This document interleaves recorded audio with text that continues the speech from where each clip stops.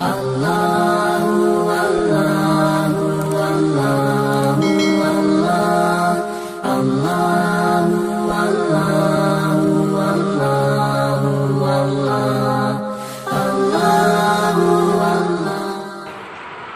درس قرآن کھانے کے آداب کے متعلق چل رہا تھا،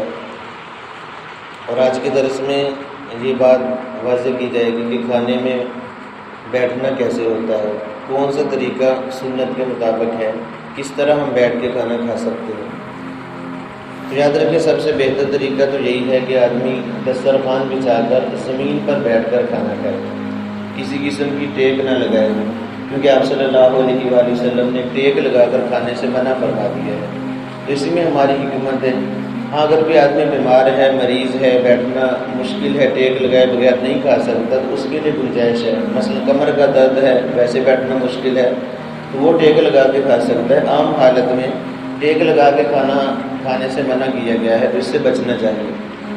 پھر دسترخوان پر جب بیٹھنا ہے تو بیٹھنے کا طریقہ، سب سے زیادہ اچھا طریقہ جس میں عاجزی انکساری زیادہ ہے، وہ ہے دو زانوں بیٹھنا، یعنی تشہد کی حالت میں جیسے ہم بیٹھتے ہیں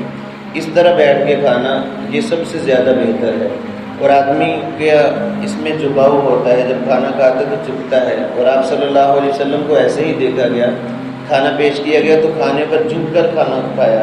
اور پوچھا کہ یا رسول اللہ، اتنا زیادہ کھانے پر جھک رہے ہیں؟ فرمایا کہ میں غلام ہوں اور غلاموں کی طرح ہی کھانا کھاتا ہوں، یعنی مالک کے سامنے میری حیثیت غلام کی سی ہے، اس لیے میں، اللہ نے یہ بہت بڑی نعمت دی ہے تو میں اس کی قدر کے لیے ایسے کر رہا ہوں۔ تو سب سے بہتر طریقہ دو زانوں ہو کر بیٹھنا۔ پھر ایک دوسرا طریقہ یہ ہے کہ ایک ٹانگ بندہ کھڑی کر لے، جس طرح ادھر میری طرف دیکھیں، اس طرح بیٹھنا،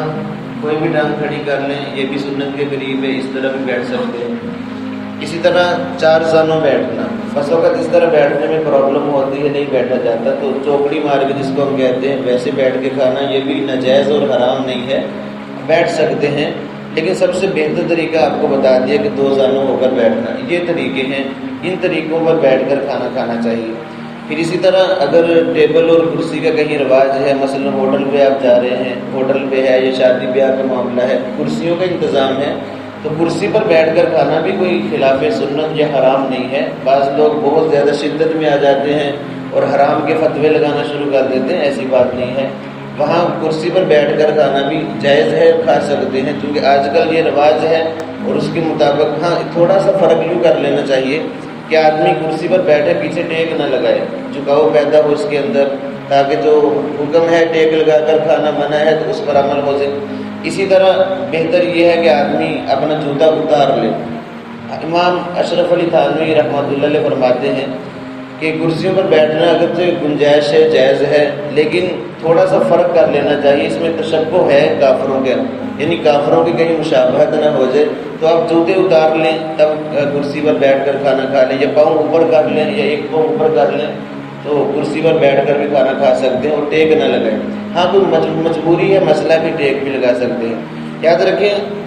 ایسے مواقع پر بعض لوگ بہت زیادہ شدت میں آ جاتے ہیں، یا ایک دو آدمی اٹھتے ہیں اور نیچے بیٹھ کر کھانا شروع کر دیتے ہیں، یا ہوٹلوں پہ گئے وہاں کرسیوں کا انتظام ہے، اور یہ آدمی ایک دو بیٹھ کے نیچے ایک طرف رومال بچھائے کھانا شروع کر دیا۔ اب دل میں کیا ہوتا ہے، تو ہم کو تو بڑی سنت پر عمل کر رہے ہیں، لیکن یہ سنت نہیں ہے، یہ دین کا وہ کہہ لیں کہ مذاق اڑانا ہے۔ یہ لوگ سبب بننے کے، ظاہر بات ہے شادی کا بیاہ سب کرسیوں پہ بیٹھے ہیں، یہ حضرت یہ ایک دو بندے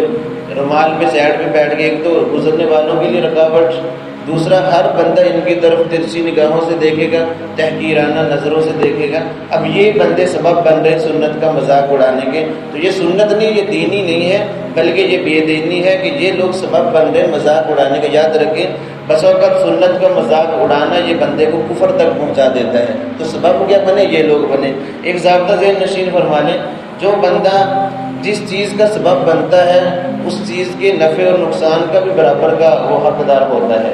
مثلا ایک بندے نے کوئی نیک طریقہ ایجاد کیا، نیک طریقے کا ذریعہ بنا، جتنے لوگ اس پر عمل کریں گے اس کو اجر ملتا چلا جائے گا، کیونکہ سبب یہی بنا۔ اسی طرح اگر کوئی برائی کا طریقہ ایجاد کرتا ہے، جتنے لوگ گناہ کریں گے اس کو بھی برابر کا گناہ ملے گا، کیونکہ یہ برائی کا سبب بنا ہے۔ اس لیے اگر ہمارے کسی طرز عمل سے سنت کا مذاق اڑایا جا رہا ہے، لوگ اس پر ہنستے ہیں، تو یاد رکھیں اس کو ہمیں سوچنا چاہیے، جب شریعت نے گنجائش دی ہے ہمیں اس گنجائش پر عمل کرنا چاہیے، کہیں ہماری وجہ سے لوگ کفر کا ارتکاب نہ کر لیں۔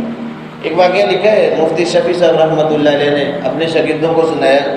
ان کا معاملہ بھی یہ ہوا تھا، ہندوستان میں دہلی میں کہیں ہوٹل پر کھانے کے لیے گیا دوست احباب کے ساتھ، تو چند دوست جو تھے وہ نیچے رومال بچھا کر بیٹھ گئے، یہ تو طریقہ سنت ہے، اور وہاں ٹیبلوں کا رواج تھا، تو فرمانے لگے دیکھیں بھائی یہ آپ تو بیٹھ گئے لیکن ہم لوگ ذریعہ بنیں گے لوگوں کے مذاق اڑانے کا، لوگ سنت کا مذاق اڑائیں گے، آپ ایسا نہ کریں۔ اب وہ بضد تھے تو اس پر انہوں نے ایک واقعہ سنایا، فرمانے لگے دیکھو میں ایک واقعہ سناتا ہوں، امام اعمش رحمۃ اللہ علیہ کا، یہ امام اعظم ابو حنیفہ رحمۃ اللہ علیہ کے استاد ہیں، اور ان کا نام تو سلیمان ہے لیکن اعمش مشہور ہے۔ اعمش کہتے ہیں جس کی آنکھوں میں چندیا پن ہو، چندیاہٹ یہ ایک بیماری ہے، جب ہلکی سی روشنی پڑتی ہے نظر آنا بند ہو جاتا ہے تو اس کو چندہ بولتے ہیں۔ اعمش عربی زبان میں اس چندیاہٹ جس کے آنکھوں میں اس کو کہتے ہیں۔ اب ان کا ایک شاگرد تھا، وہ بہت لیچڑ قسم کا تھا، ہر وقت ان کے ساتھ رہتا، بازار جاتے تو ان کے ساتھ چل پڑتا، اور وہ اصل میں اللہ کی طرف سے لنگڑا تھا۔ امام اعمش رحمۃ اللہ علیہ نے اس کو سمجھایا کہ بھائی دیکھو آپ میرے ساتھ بازار نہ نکلا کرو، لوگ مذاق اڑائیں گے، ایک لنگڑا اور دوسرا چندہ، اس طرح مذاق اڑائیں گے، آپ ایسا نہ کریں۔ خیر وہ نہ مانا، آپ بازار میں جا رہے تھے استاد اور شاگرد، ایک چندہ اور دوسرا لنگڑا، ایک اعمش دوسرا عارج، لوگوں نے مذاق اڑانا شروع کر، دیکھو دیکھو ایک عارج جا رہا ہے، یعنی ہماری زبان میں کہہ لیں ایک لنگڑا جا رہا ہے ایک چندہ جا رہا ہے۔ اب امام صاحب نے کہا اپنے شاگرد سے دیکھو ہم ذریعہ بنے ہیں لوگوں کے مذاق اڑانے کا، لوگ ہمارا مذاق اڑا رہے ہیں، میں نے کہا نہیں تھا کہ آپ میرے ساتھ نہ نکلا کرو، میری تو چلو مجبوری ہے اللہ کی طرف سے، تم بھی ایسا ہی لنگڑا میرے ساتھ چل رہے ہیں، مذاق کا سبب بن رہے ہیں۔ تو کہنے لگا استاد جی پھر کیا ہے، اگر مذاق اڑا رہے ہیں ہمیں ثواب مل رہا ہے، ان کو گناہ مل رہا ہے، تو ان کو ہی گناہ ملتا ہے ہمیں تو کچھ نہیں۔ تو اس پر انہوں نے اپنے شاگرد کو سمجھایا کہ دیکھو اگر ہم نہ نکلتے ایسے تو نہ لوگ ہمارا مذاق اڑاتے، نہ لوگ گناہ گار ہوتے، لہٰذا لوگ ہماری وجہ سے گناہ گار ہو رہے ہیں تو ہم سبب بنے، ہمیں اس پر اجر نہیں مل رہا بلکہ ہم بھی گناہ گار ہو رہے ہیں کیونکہ ہم سبب بنے ہیں۔ اسی طرح جب بندہ کسی چیز کا سبب بنتا ہے تو اس کے نفع نقصان کا بھی حقدار ہوتا ہے، حصہ ملتا ہے۔ اگر ہماری وجہ سے کوئی سنت کا مذاق اڑا رہا ہے تو یاد رکھیں ہمیں اس بارے میں سوچنا چاہیے، پھر ہمیں گناہ کا سبب نہیں بننا چاہیے، ہمیں دین کے مزاج کو دیکھنا چاہیے کہ یہاں دین کا مزاج کیا ہے۔ شناسائی جب تک نہیں ہوگی، دین کے مزاج کو ہم نہیں سمجھیں گے، اس وقت تک عمل مشکل ہے،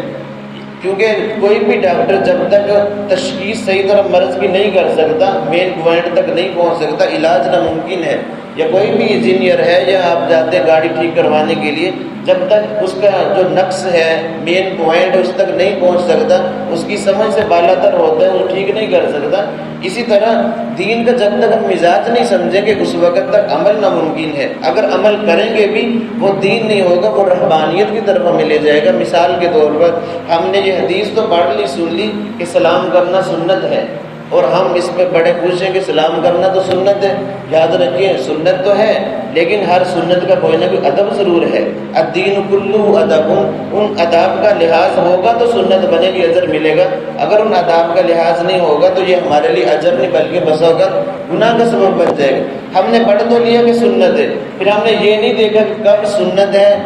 کن اوقات میں سلام کرنا چاہیے، کن اوقات میں سلام کرنا جائز نہیں ہے۔ نہیں، ہم مسجد میں آتے ہیں، لوگ اپنی نماز میں مشغول ہیں، اپنے ذکر میں مشغول ہیں، اور بلند آواز سے سلام مارتے ہیں۔ سلام کرنا تو کیا بلند آواز ہے۔ اب ہوتا کیا ہے، ہم نے تو اپنی گمان کے مطابق سنت پر عمل کر لیا، سنت کو زندہ کر لیا، لیکن اس بلند آواز سے سلام کرنے کی وجہ سے کسی کی نماز ٹوٹ جانے کا خطرہ ہے، کسی کے ذکر میں خلل واقع ہونے کا خطرہ ہے، کوئی دعا میں اپنے رب سے مناجات کر رہا ہے، اس کی مناجات میں خلل پڑنے کا خطرہ ہے۔ اگر اس کی وجہ سے کسی کی نماز ٹوٹ گئی تو یاد رکھیں گناہ سارا نماز توڑوانے کا اسی بندے کو ہوگا، کیونکہ اس نے مزاج کو نہیں سمجھا، صرف سلام کر دیا کہ یہ سنت ہے۔ اس لیے ہمیں احتیاط کرنی چاہیے جب ایسا معاملہ ہے، لوگ اپنی عبادت میں مصروف ہیں، ذکر اذکار میں مصروف ہیں، مشغول ہیں، تو ہمیں بلند آواز سے سلام مسجد میں آ کر بھی نہیں کرنا چاہیے، کیونکہ ہماری وجہ سے کوئی خلل واقع نہ ہو جائے۔ اسی طرح ایک مرتبہ میرے ساتھ معاملہ ہوا، فجر کی نماز پڑھا رہا تھا، ایک صاحب پیچھے کھڑے، میں تو اپنے دھیان میں، ہر بندہ جب اپنے دھیان میں ہوتا ہے اچانک کوئی معاملہ ہو تو بندہ لرز جاتا ہے، اب میں نماز پڑھا رہا تھا، جیسے میں نے سورہ فاتحہ ختم کی، وہ صاحب پچھلی صف میں کھڑے تھے، بلند آواز سے کہا آمین۔ اب میں تو ایک مرتبہ ہل گیا، میں تو اپنے پڑھا رہا تھا مزاج کے مطابق، اب مجھے سمجھ نہیں آ رہا کہ میں آگے کون سی صورت شروع کروں، اچانک ذہن سے نکل گیا، تو بڑی مشکل سے سورۃ تکویر جو عام طور پر میں نماز میں نہیں پڑھتا وہ شروع کی، اور بڑی مشکل سے میں نے وہ نماز پوری کی۔ میں نے نماز کے بعد اس سے کہا یار آپ نے یہ کیا کیا ہے، اگر میری نماز ٹوٹ جاتی تو کتنے بندوں کے پیچھے نماز ضائع ہونی تھی، اور آپ نے جب ماحول نہیں ہے یہاں بلند آواز سے آمین کہنے کا تو آپ کو بھی احتیاط کرنی چاہیے، وہاں بلند آواز میں آمین نہ کہیں کہ آپ کی وجہ سے اگر نماز ٹوٹ جاتی تو آپ برابر کے گناہ گار ہوتے اس میں، تو آپ کو کیا اجر ملتا۔ اس لیے دیکھیں مزاج شناسی بہت ضروری ہے، دین کا مزاج ہم جب تک نہیں سمجھیں گے اس وقت تک عمل کرنا مشکل ہو جائے گا، کریں گے بھی تو وہ رہبانیت بے دینی کی طرف ہمیں لے جائے گا، ہم سمجھتے رہیں گے کہ ہم دین کا کام کر رہے ہیں لیکن وہ دینی نہیں ہوگی، اور بلکہ وہ بے دینی ہوگی۔ اس لیے جو سرجن ہیں دین کے علماء ہیں ان سے پوچھ کر رہنمائی لے کر کہاں کیا کرنا ہے تب عمل کریں گے تو